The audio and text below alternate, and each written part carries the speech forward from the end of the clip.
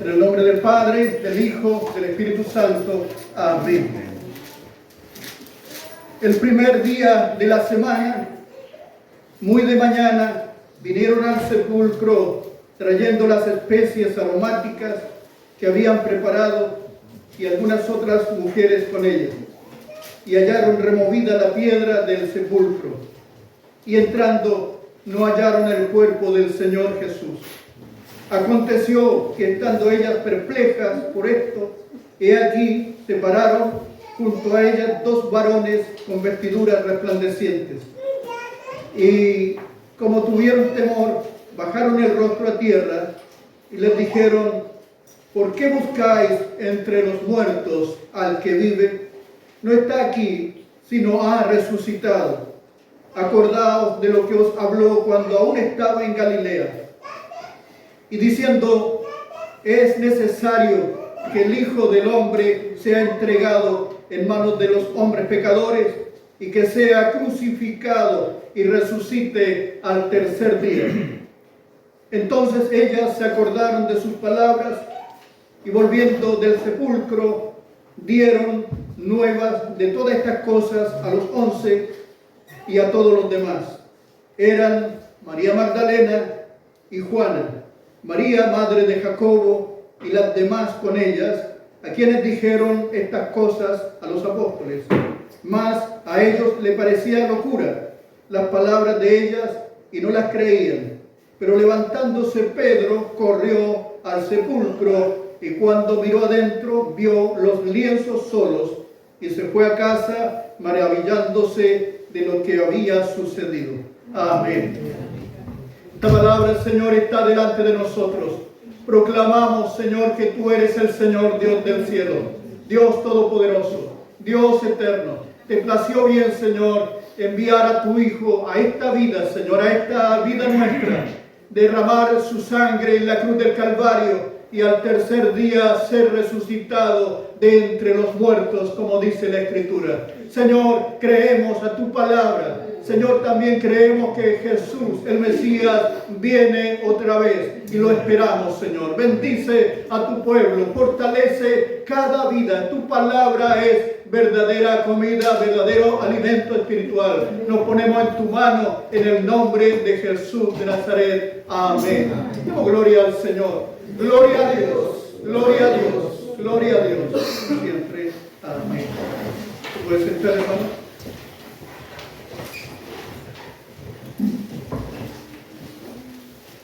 El texto habla claramente de la resurrección. En todo el mundo, todos los cristianos de todo el mundo, de diferentes corrientes, de diferentes doctrinas, cristianos que creen en la Biblia, se reúnen en estos días los que pueden llegar a Jerusalén, celebrando estos acontecimientos allí donde ocurrieron. Allí está el Santo Sepulcro, el lugar donde fue depositado el cuerpo del Señor. Allí están todos los lugares santos que habla la Biblia, y estos hermanos, ya sean ortodoxos, griegos, de diferentes coptos, de diferentes partes, católicos, evangélicos, protestantes de diferentes lugares, todos aquellos que creen en Cristo, de alguna manera están recordando toda esta semana los días en que Jesús vino a habitar entre nosotros, partiendo desde el domingo anterior, donde se celebró la entrada triunfal de Jesús en Jerusalén, que comúnmente se conoce como Domingo de Ramos.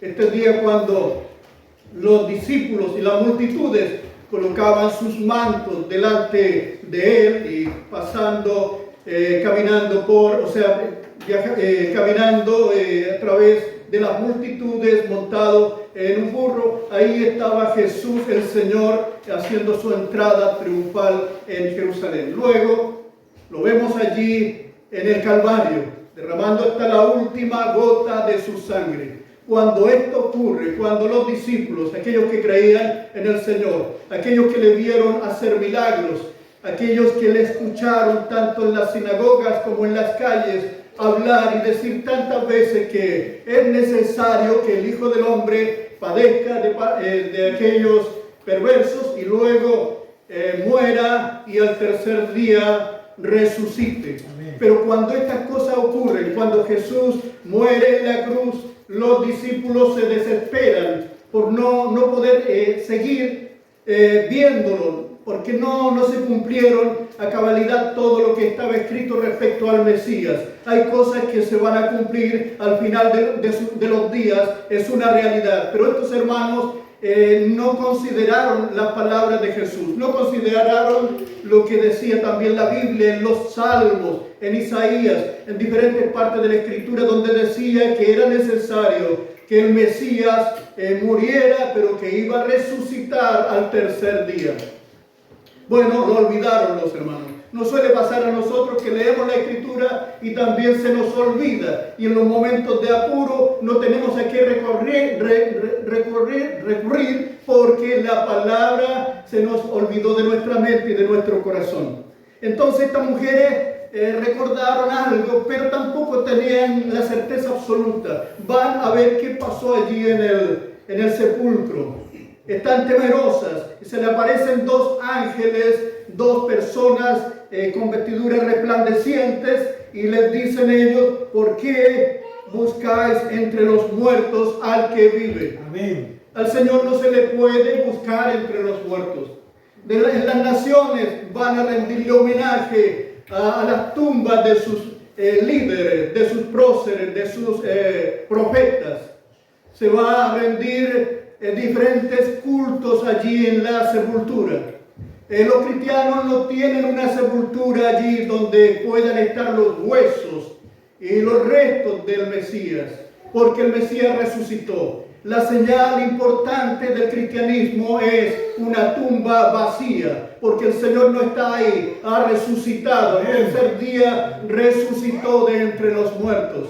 Y eso es lo que proclamamos hoy, la resurrección de Cristo. Los ángeles les dijeron: ¿por qué buscáis entre los muertos al que vive? No está aquí, ha resucitado. Amén.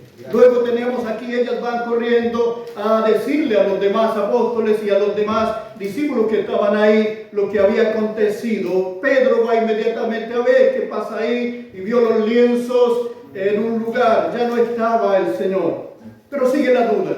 Hay dos hermanos que empiezan a retornar a Emaús, un lugar allí de unos cerca de 10 o 15 kilómetros de Jerusalén. Ellos van muy desalentados. Era el sentimiento de los cristianos de aquellos días. Cuando algo pasa, es natural desalentarse. Cuando las cosas se ponen difíciles, es natural desalentarse. Es parte de nuestra realidad humana. Ellos también habían escuchado muchas veces al Señor, eran discípulos del Señor, pero esta vez iban cabizbajo y pensando: ¿cómo pudo haber ocurrido esta tragedia? Y nosotros que teníamos tanta esperanza en el Mesías, con tantas señales, milagros y todo, ¿qué pasó? ¿Qué pasó? No podían darle explicación. Cuando un tercer peregrino se acopla a esta conversación y le pregunta: ¿qué estás conversando? ¿Qué pasa? ¿Acaso tú no sabes lo que pasó allá en Jerusalén? A Jesús de Nazaret, que era un hombre sabio, un hombre lleno de poder de Dios, haciendo milagros y todo eso, y que fue muerto. ¿Acaso no lo sabes tú?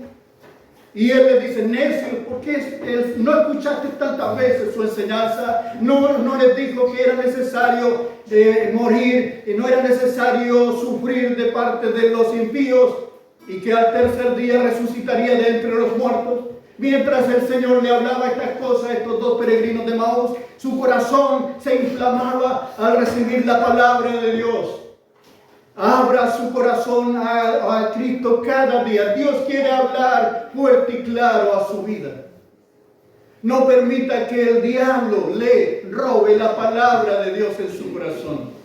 Lo que nos mantendrá firme en los momentos difíciles es el poder de Jesucristo y el poder de la palabra que habló el Dios vivo. Por tanto, afírmese cada día en la palabra de Dios. Entonces el corazón de estos se inflamaba con esa unción, con esa gracia que este peregrino, que ellos no lo identificaban, seguía hablándoles, y le empezó a hablar desde la Torá, desde los días de Moisés, de los primeros libros de la Biblia, luego por los salmos, luego por los profetas, y le habló de cada detalle, cómo era necesario que el Mesías padeciera y fuera entregado y fuera muerto y al tercer día resucitaría. Se le hizo cortito el camino hasta que llegaron frente a la casa donde vivían estos peregrinos. Y el Señor hizo como que iba a pasar de largo. Cuando usted esté afligido y piensa que Dios ya pasó de largo, que Dios no lo tomó en cuenta, no, eso es mentira del diablo. El Señor le toma en cuenta a usted. El Señor le escucha su oración. El Señor está pendiente de cada situación que usted está viviendo. A veces cuando estamos pasando un momento difícil, parece que Dios está lejos. Hace tiempo escuché a Tito acá contar una revelación que alguien tuvo, que iba por la playa y veía que en los momentos difíciles, en el momento primero de gozo, podía ver dos señales, dos rastros en la arena. Uno era él y la otra eran las huellas del Señor. Pero cuando vinieron tormentas a la vida de esta persona que estaba teniendo la revelación, podía ver las tormentas, las dificultades, la soledad. Y entonces vio en la arena solamente dos huellas y dijo, bueno, parece que ese fue el momento en que Dios me dejó solo a enfrentar las situaciones. Y se quejó con Dios. ¿Qué pasó en esos momentos más difíciles que necesité de ti? Tú no estabas ahí. ¿Cómo que no? El Señor le dijo, yo te llevaba en los brazos en esos momentos de dificultad. Cuando usted está difícil, Dios está más cerca suyo. Amén. Él nos encargó a cada uno de nosotros de visitar a los enfermos. Porque si visitamos al enfermo, estamos visitando al mismo Cristo. Él dijo, estuve enfermo y ustedes no me visitasteis. Y a los que sí visitaron a los enfermos le dijo, estuve enfermo y me visitasteis. Porque el Señor está más cerca suyo en los momentos de dificultad. Aunque usted lo ignore, Dios está ahí. Entonces estos hermanos no estaban reconociendo esto. Y en el momento de llegar a casa, el Señor como que pasó de largo. Entonces ellos, para que no se fuera, porque era tan impactante la palabra que traía, le dijeron, Señor, pasa con nosotros. Y pasó, y le pusieron inmediatamente ahí. Son cariñosos los hermanos, eso es natural, porque Cristo está en nosotros, debemos ser generosos. Colocaron la mesa y le colocaron el pan y lo demás. Cuando el Señor toma y parte el pan, lo conocieron inmediatamente. Oh, lo conocieron, pero en el momento el Señor se les desapareció. Bueno, había resucitado el Señor. Estos dos testigos de Emaús fueron testigos presenciales de ver a Cristo resucitado. Luego el Señor aparece a los demás discípulos allí en Jerusalén. Allí en Jerusalén les muestra sus manos y sus pies. Estaban dudando todavía, pero el Señor les muestra sus manos llagadas y sus pies. Y bueno, están atónitos estos hermanos, no pueden creer, esto es imposible que haya resucitado. Lo escucharon tantas veces, vieron resucitar a Lázaro y le vieron hacer milagros asombrosos. Nunca nadie tuvo esa clase de poder. Pero dudaron de que Jesús hubiera resucitado. Yo he visto a Jesús hacer muchas obras gloriosas, pero me aferro también a esa palabra de Dios que dice, dichosos, bienaventurados los que sin ver han creído. Y sigo creyendo que Jesús resucitó de entre los muertos. Vamos a ver también que el creer que Jesús resucitó de entre los muertos es parte fundamental de nuestra doctrina cristiana. Pero vamos en esa parte cuando está ahí en Jerusalén. No le pueden creer, están atónitos, están asombrados que esto haya ocurrido. Y el Señor les dice, bueno, si están asombrados, traigan algo de comer. Y miren, tóquenme, no soy un espíritu. Si usted toca un espíritu puede ver la forma, pero si lo toca no va a tocar nada. Pero sí, el Señor tenía un cuerpo glorificado. Un cuerpo igual como el que tenía, pero un cuerpo glorificado que tiene capacidad de estar aquí, desaparecer en un instante y aparecer en otra parte. El cuerpo glorificado de Jesús es igual al cuerpo que vamos a tener los creyentes en el tiempo después de la resurrección. Así lo dice la Escritura. Un cuerpo no sujetado a esta dimensión del espacio-tiempo. Esto es asombroso. Un cuerpo glorificado no está bajo las leyes de la física. No está bajo ninguna ley que podamos nosotros conocer en este momento. El Señor, todos los hermanos en otra oportunidad estaban trancados de puerta, totalmente temerosos, cerrados por todas partes cuando el Señor aparece en medio. Eso es asombroso. Y les dice, paz a vosotros. Este cuerpo glorificado también podía comer. Lo vemos aquí, un espíritu no puede comer, pero Jesús le dice, ¿tienes algo para comer? Le presentan allí algo, le presentan miel y algo más. Estaban maravillados del Señor. Entonces comió delante de ellos y les dijo estas palabras que os hablé estando aún con vosotros, que era necesario que se cumpliese todo lo que está escrito de mí en la ley de Moisés, en los profetas y en los salmos. Entonces le abrió el entendimiento. Dios es el que abre el entendimiento. ¿Habrá alguien aquí que no cree que Jesús haya resucitado? El apóstol Pablo dijo que si Jesús no hubiera resucitado, en vana es nuestra fe. En vano es creer que Jesús haya venido a esta tierra 2000 años atrás, y si Él no hubiera resucitado, ya se terminó todo. Pero Dios hizo que quedaran pruebas que no se pueden dudar respecto a la resurrección de Cristo. El apóstol Pablo se convirtió años más tarde, después de estos eventos, y el Señor se le apareció camino a Damasco, con todo poder y gloria. Y cuando Saúl de Tarso lo vio, cayó como muerto, impactado por la fisonomía, por la forma del Mesías, el Cristo. Y le dijo, Saulo, ¿por qué me persigues?